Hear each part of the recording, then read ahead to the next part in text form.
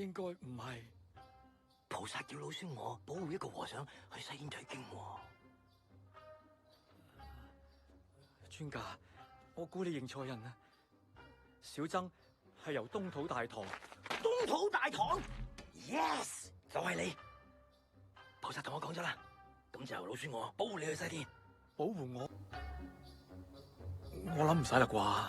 大聲啲講多次。唔使客氣啦，專家。菩薩，你聽到未啊？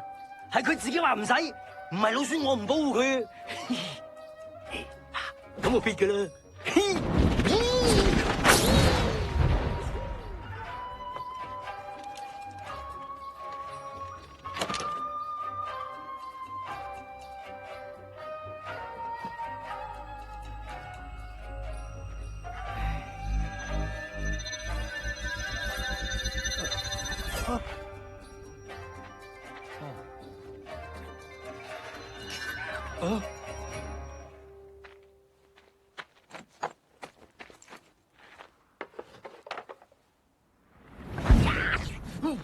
和尚仔，呢個咩嚟噶？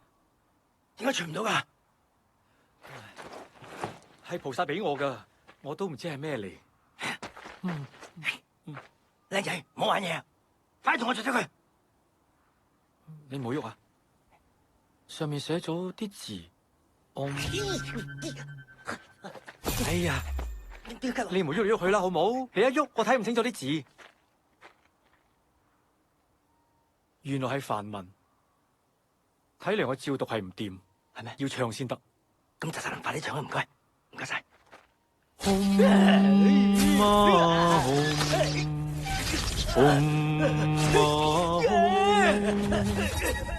施主，你忍下啦，忍一忍，話唔定掂晒咧。紅馬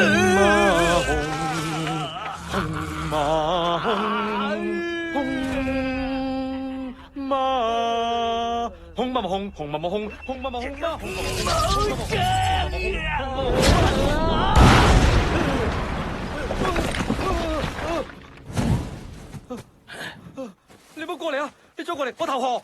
投降？冇咁容易。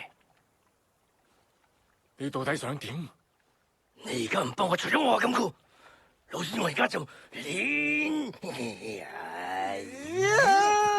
我咪同你講咗好多次咯，我根本就唔知點除你嘅金箍。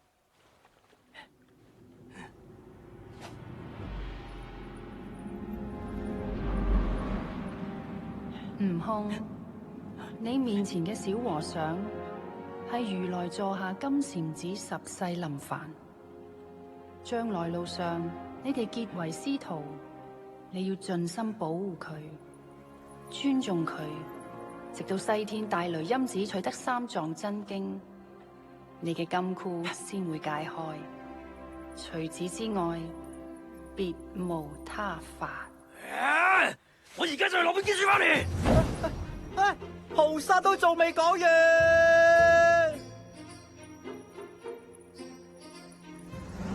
跟走我！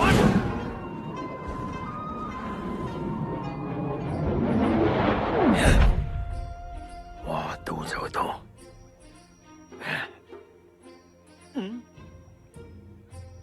大雷音寺咧？